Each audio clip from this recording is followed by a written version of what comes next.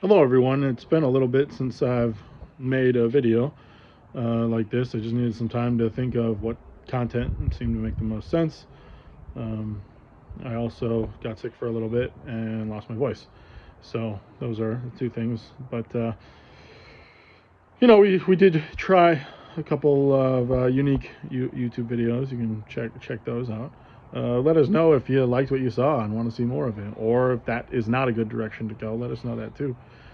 Um, but also, one of the things I've noticed as of late is there is definitely a lot of interest that people have in the discussion of Catholic sexual ethics, and including within marriage.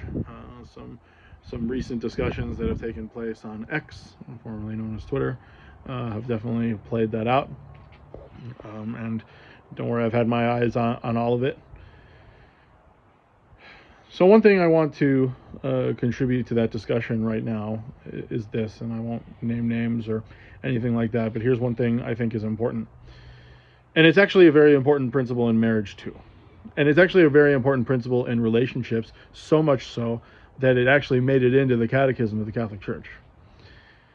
We have a duty to interpret the words and actions of other people in the most charitable light possible.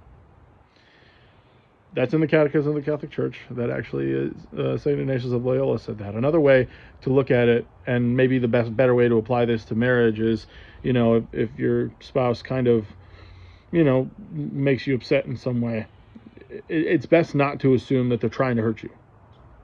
It's better to give some kind of positive or at least benign, meaning neutral interpretation to their reason for their action. Because if you assume that someone's trying to hurt you, or if you assign the worst possible motives to what somebody's trying to say, that's just going to fuel your own anger, but it's also uncharitable, right? It's better to assume the best in what people are trying to say rather than the worst.